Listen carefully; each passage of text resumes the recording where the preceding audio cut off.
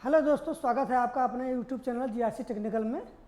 आज हम एक नई श्रृंखला भारतीय संविधान का भाग 2, जिसे नागरिकता के नाम से जाना जाता है, को आज हम डिटेल्स में जानेंगे।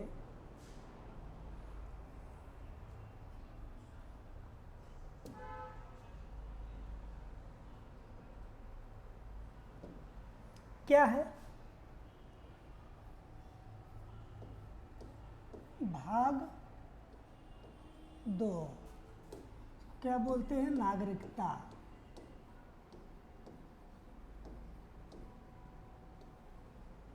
नागरिकता और इसका उल्लेख जो किया गया है वो किया गया है अनुच्छेद 5 से 11 तक। यानी जो भाग 2 है उसमें नागरिकता का उल्लेख किया गया है और यह अनुच्छेद 5 से 11 तक में निर्णित है, वर्णित है। क्लियर? अब हम नागरिकता की बात करें तो किसी भी देश की नागरिकता उस देश के द्वारा दी जाने वाली वह दस्तावेज है जिसके द्वारा वह यह निर्धारित की जाती है कि आप किसी देश के मूल निवासी या नागरिक हैं या नहीं है। इसका निर्धारण कुछ दस्तावेजों के माध्यम से किया जा सकता है। जैसे अगर हम अपने भारत की बात करें तो Aadhaar card, voter ID, PAN card, है ना, राशन कार्ड, ये सब मूलभूत तत्व हैं एक पहचान पत्र के लिए रूप में, जो हमें ये बताता है कि हम इस देश के नागरिक हैं। उसका उल्लेख 5 से 11 तक में दिया गया है और सब में एक अलग अलग तरह से परिभाषित रूप में दिया गया है कि किस आधार पर आप भारत के नागरिक होंगे और किस आधार पर या किस क्रिया के द्वारा आप भारत के नागरिक नहीं होंगे। तो आइए जानते हैं कि अनुच्छेद में क्या क्या दिया गया है।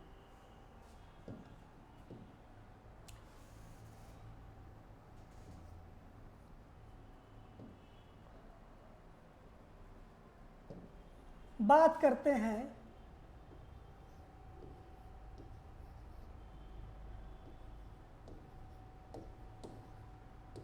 अनुच्छेद 5 की। अनुच्छेद 5 में क्या है? इसमें यह कहा गया है कि संविधान के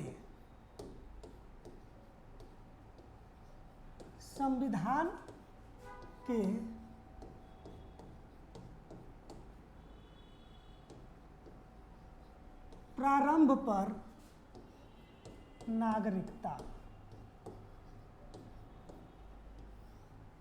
क्लियर? यानी कि जब हमारा संविधान लागू हुआ पूर्ण रूप से, वह तिथि थी 26 जनवरी 1950। यानी कि कह रहा है कि संविधान के प्रारंभ पर नागरिकता, यानी कि 26 जनवरी 1950 को जो भारत में है वह भारत का नागरिक होगा। या इसमें 2-3 लाइनें जोड़ी गई हैं, उसको बारे में भी हम बता देते हैं, लेकिन एग्जाम की दृष्टि से यह महत्वपूर्ण है कि संविधान के प्रारंभ पर नागरिकता का संबंध भारतीय संविधान के किस अनुच्छेद में वर्णित है। तो हम वहां पर कहेंगे कि ये 5 में वर्णित है। अब इसमें संविधान के प्रारंभ का मतलब यह है कि वह तिथि 26 जनवरी 1950 की होनी चाहिए। इस डेट से पहले या इस डेट तक जो भारत में था वो भारत का नागरिक होगा। अब इसमें कुछ और पॉइंट जोड़ी गई है, एक एक पॉइंट की हम बात करते हैं।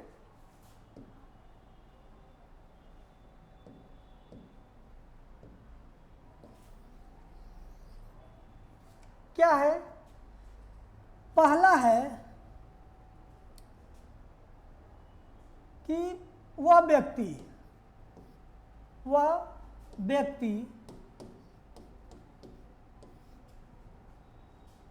भारत का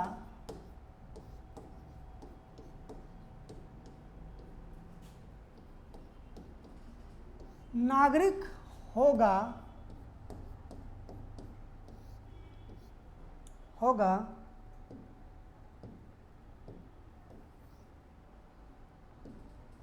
जिसके जिसके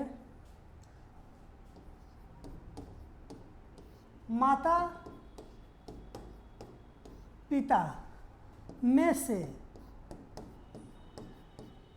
कोई भारत में रहा हो। क्लियर है ना? क्या कह रहा है कि वह व्यक्ति भारत का नागरिक होगा जिसके माता पिता में से कोई भारत का नागरिक रहा हो। क्लियर? तो वह उसका बच्चा भारत का नागरिक कहा जाएगा।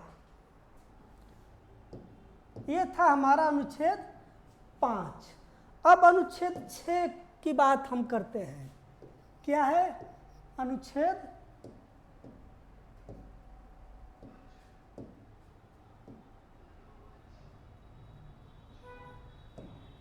6?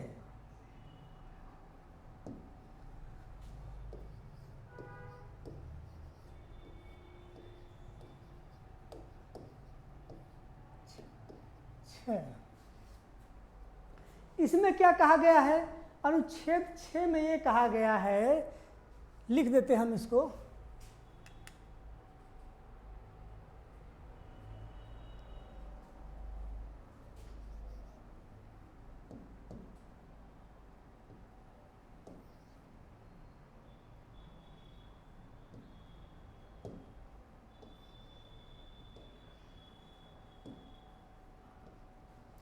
पाकिस्तान से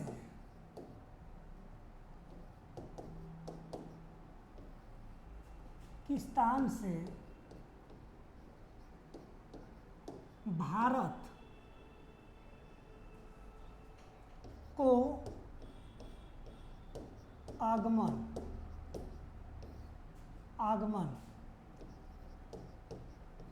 करने वालों की नागरिकता।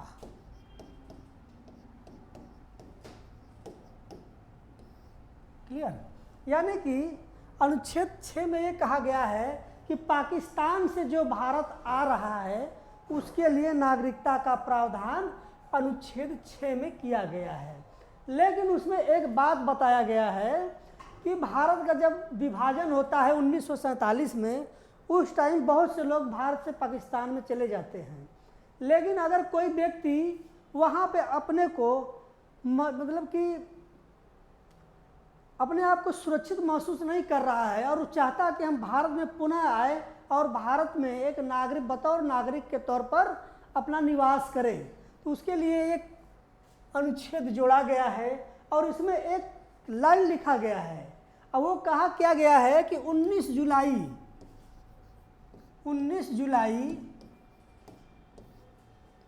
1948 को से पहले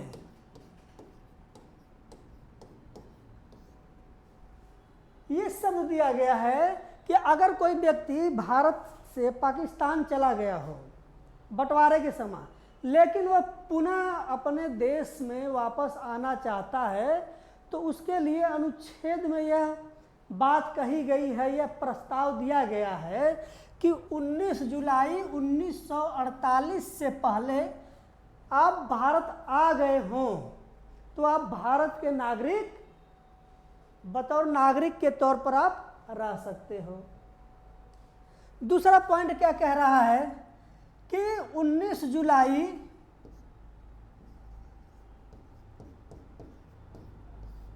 1948 के बाद अगर आप आते हो तो आप भारत के नागरिक तभी माने जाओगे जब आप आवेदन के द्वारा अपनी नागरिकता प्राप्त करने की कोशिश करेंगे और भारत में नियम के तहत कम से कम 6 महीना और अधिक से अधिक 5 साल तक मामूली तौर पर भारत में अपनी नागरिकता सिद्ध करने के लिए व्यवहारिकता के आधार पर रहना होगा।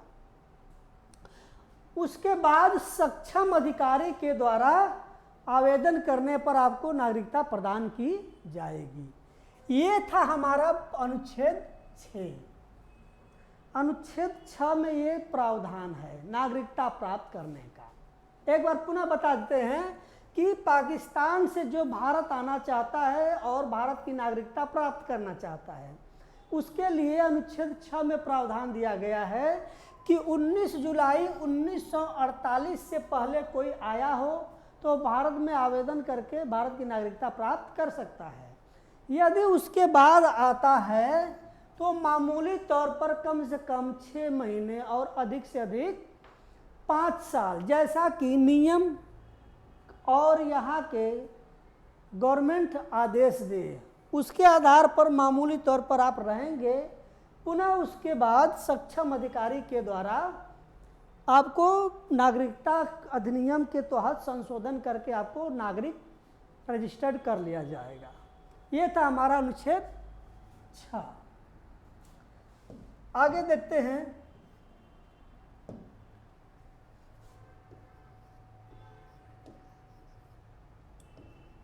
अनुच्छेद 7। इसमें क्या कहा गया है कि भारत से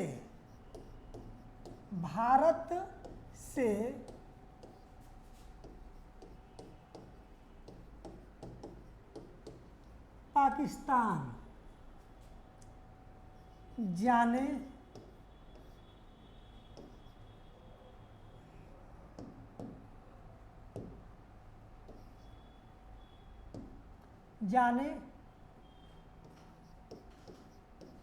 वालों के लिए नागरिकता।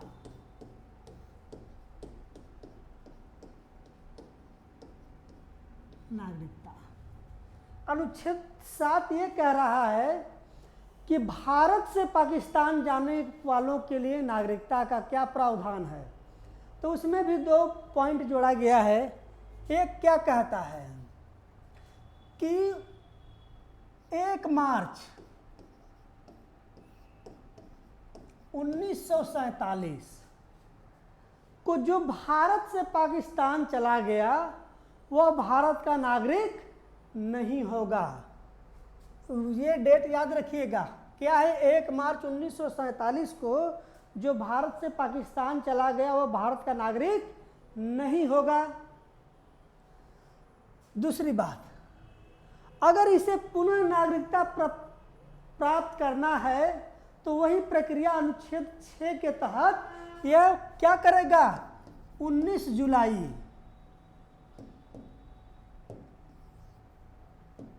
1948 को से पहले इसे भारत आना होगा और अनुच्छेद 6 के तहत पुनः भारत की नागरिकता प्राप्त करनी होगी। ये कहता है अनुच्छेद 7 में कि भारत से पाकिस्तान कोई जा रहा है तो उसकी नागरिकता समाप्त हो जाएगी। और वो डेट दिया गया है 1 मार्च 1947 की। 1 मार्च 1947 से जो भारत से पाकिस्तान चला गया वो भारत का नागरिक नहीं होगा।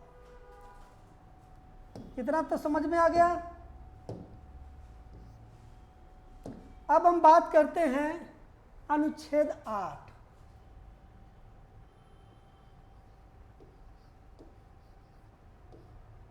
अनुच्छेद 8 इसमें क्या कहा गया है,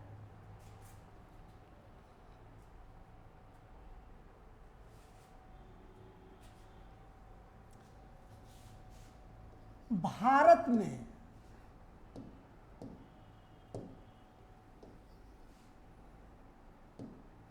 यदि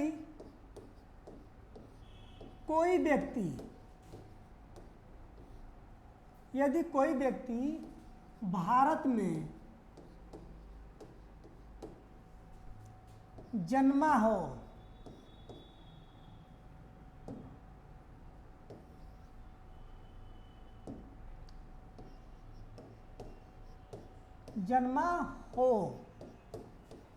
परंतु वह अन्य देश में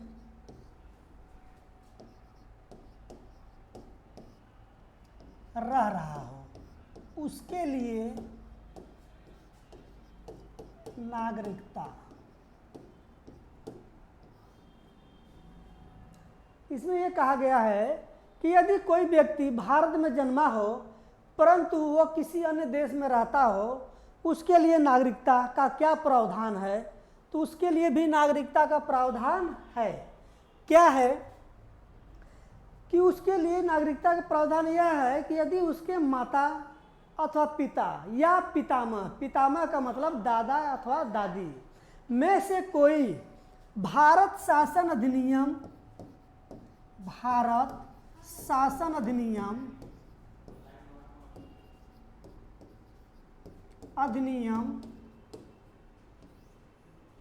1935 में रजिस्टर्ड नाम हो तो उसके आधार पर वह व्यक्ति जो विदेश में रह रहा है, जिस देश में रह रहा है, वहाँ पर राजनयिक को आवेदन स्वरूप भारत की नागरिकता प्रदान प्राप्त कर सकता है। ये है हमारा अनुच्छेद 8। उम्मीद करता हूँ कि ये समझ में आ गया होगा।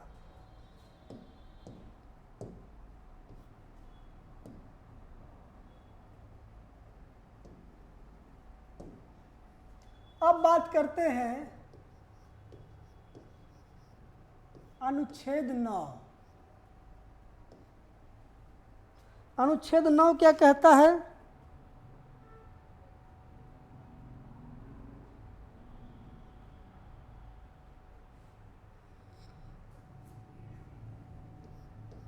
विदेशी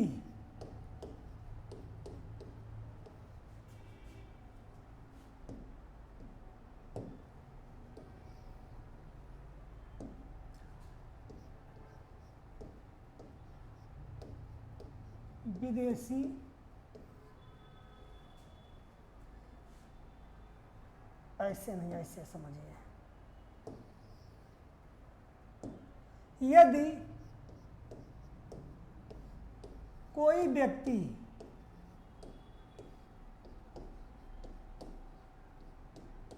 व्यक्ति स्वेच्छा से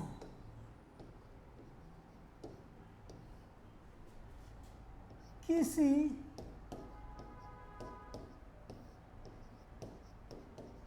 अन्य देश की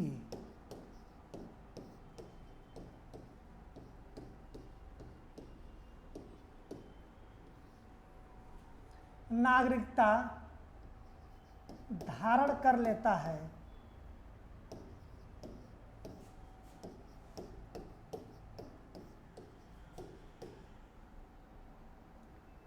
तो उसकी नागरिकता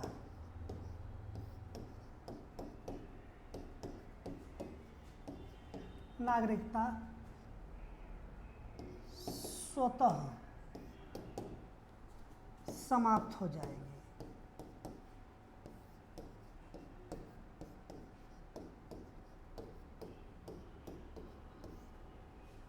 ठीक। अनुच्छेद 9 ये कह रहा है कि यदि कोई व्यक्ति जो भारत का है या किसी भी देश के, हम अपने भारत का नागरिक के बारे में जान रहे हैं तो अपने भारत को ही लेंगे, कि यदि कोई व्यक्ति भारत का नागरिक हो परंतु वो किसी अन्य देश की नागरिकता स्वीकार कर लेता है तो उस दशा में वह भारत से उसकी नागरिकता स्वतः समाप्त कर दी जाएगी, अर्थात वह भारत का नागरिक नहीं रहेगा। जैसे एक एग्जाम्पल लेते हैं कि मिस्टर एक्स,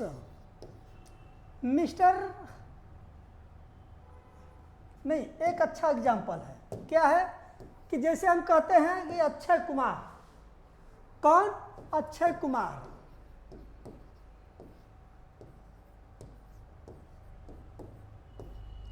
हम सब जानते हैं कि भारतीय हैं और इनका जन्म अमृतसर में हुआ है, लेकिन इनके माता पिता भारतीय हैं, इनका पूरा परिवार भारतीय है, लेकिन अक्षय कुमार भारतीय नहीं है। भारत में जन्मे जरूर हैं लेकिन वर्तमान समय में भारतीय नहीं है। क्यों?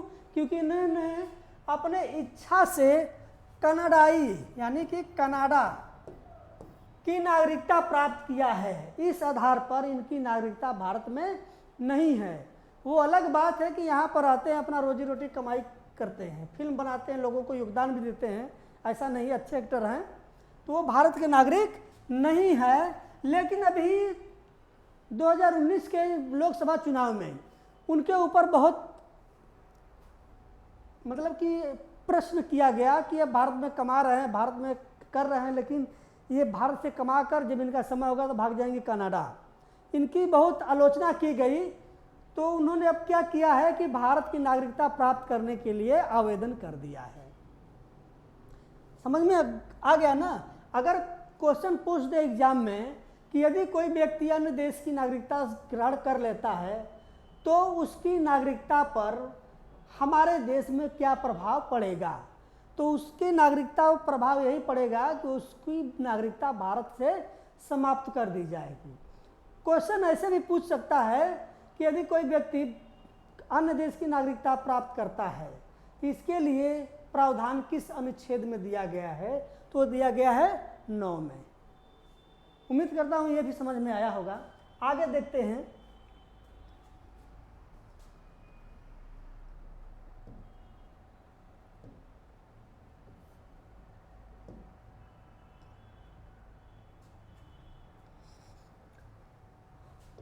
अनुच्छेद 10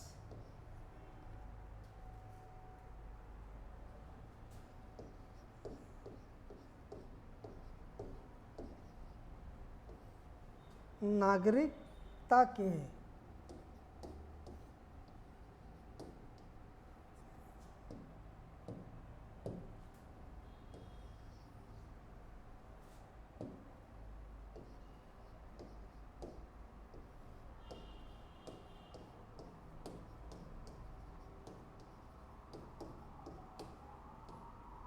अधिकारों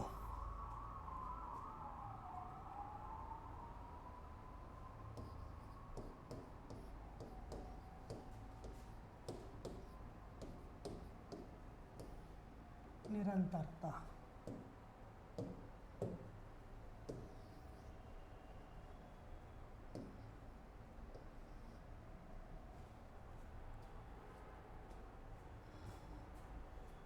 इसमें यह कहा गया है कि प्रत्येक भारतीय नागरिक है ना, उसके लिए सरकार यह प्रावधान किया है, यह नियम बनाया है कि वह पूर्वगामी या पूर्ववर्ती नियमों के आधार पर ही देश के नागरिकता को प्राप्त कर सकते हैं। देश की नागरिकता को छोड़ने का जो प्रावधान है, प्लस वो अपनी नागरिकता कैसे निरंतर बनाए रखते हैं या बनाए रखेंगे, उसका निर्धारण इस अनुच्छेद 10 में दिया गया है।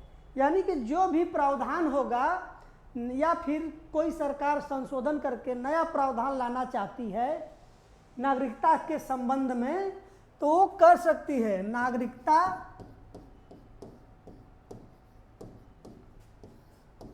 संशोधन 1955 के द्वारा अगर कोई भी सरकार हमारे देश की नागरिकता से संबंधित कोई संशोधन का प्रावधान करती है तो वह अनुच्छेद 10 के तहत निरंतरता रूप में भारतीय नागरिकता संशोधन अधिनियम 1955 के तहत कर सकती है, और उसमें जो भी नियम और कानून या जो भी प्रावधान उसमें बदलने की करेगी वह निरंतरता को बनाए रखने का प्रावधान अनुच्छेद 10 करेगा। अर्थात अनुच्छेद 10 के तहत ही किसी निरंतरता को बनाए रखना या कंटिन्यूटी को बनाए रखना भारतीय नागरिक संशोधन 1955 के तहत किया जा सकता है। यह है हमारा भाग अनुच्छेद 10।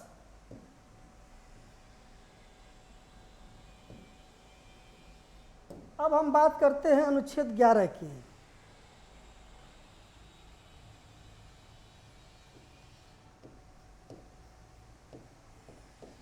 अनुच्छेद 11 क्या कहता है? संसद द्वारा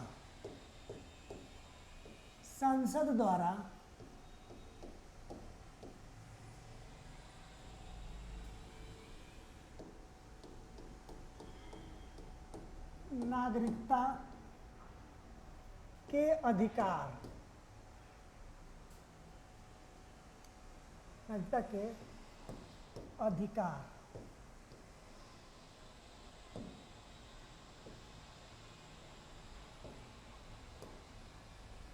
के अधिकार को नियंत्रित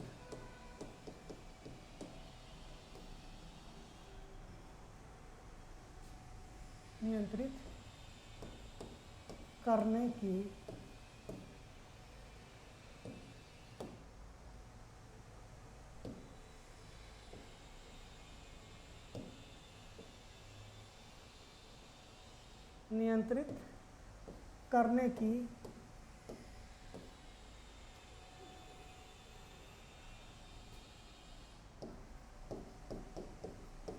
लिए कानून। ठीक है ना। यानी कि अनुच्छेद 11 क्या कह रहा है कि संसद द्वारा नागरिकता के अधिकार को नियंत्रित करने के लिए कानून, यानी कि जो भी नागरिकता द्वारा संसद के माध्यम से जो भी प्रस्ताव आएगा, जो भी कानून बनेगा, उसको मानना होगा। और जो भी माइग्रेट करके लोग आ जाते हैं, जैसे कि अभी हमारे यहाँ एनआरसी और सीए का मामला चला था, उसमें संशोधन करके माइग्रेट किए हुए लोगों को कौन कौन व्यक्ति नागरिक होगा, कौन व्यक्ति नागरिक नहीं होगा, उसको क्या होता है कि नियंत्रित करने का जो प्रावधान है वो संसद करेगा। संसद जैसा निर्धारित करेगा उसको कानून के तहत माना जाएगा, उसको लाया जाएगा और उसे ही प्रचलन में किया जाएगा और लोगों को मानना होगा। उसका संबंध किससे है? तो वो है अनुच्छेद 11 से। अनुच्छेद 11 के तहत क्वेश्चन पूछा जाता है कि किस अनुच्छेद के तहत संसद द्वारा नागरिकता को नियंत्रित करने का प्रावधान दिया गया है, यानी कि नागरिकता को नियंत्रित किस अनुच्छेद के तहत किया जा सकता है? तो वो किया जा सकता है अनुच्छेद 11 के द्वारा। और किसके द्वारा किया जा सकता है? तो वो किया जा सकता है संसद के द्वारा। क्लियर है? तो ये अनुच्छेद 11 में है और ये हमारा भाग 2 समाप्त होता है नागरिकता का, जिसका उल्लेख 5 से 11 तक किया गया है। उम्मीद करता हूं कि नागरिकता से संबंधित ये अनुच्छेद आपको अच्छे से समझ में आया होगा। अगर समझ में आए तो लाइक, सब्सक्राइब, शेयर करना ना भूलें, ताकि जब भी कोई हमारा नया वीडियो आए तो उसका जाए सबसे पहले नोटिफिकेशन आपके पास। यह बहुत महत्वपूर्ण है और सभी एग्जामों के लिए महत्वपूर्ण है। एसएससी, बैंक, रेलवे, पीसीएस, कोई भी एग्ज़ाम हो तो इससे क्वेश्चन पूछा जाता है। और पॉलिटिक्स ऐसा सब्जेक्ट है कि इससे कम से कम 2 से 3 प्रश्न पूछे ही जाते हैं वन डे एग्जाम में। पीसीएस वगैरह का होता है तो कम से कम 10 से 12 क्वेश्चन पूछे जाते हैं। तो इसको आप अच्छे से पढ़िए, देखिए, समझिए। अगर कोई समस्या हो या किसी प्रकार की वीडियो आप चाहते हैं किसी भी क्लास के लिए, किसी भी सब्जेक्ट का, तो आप हमें मैसेज कर के आप हमसे अपनी बातों को कह सकते हैं और हम उस पर कोशिश करेंगे कि वो चीज़ आपको मुहैया कराएं। धन्यवाद, थैंक यू।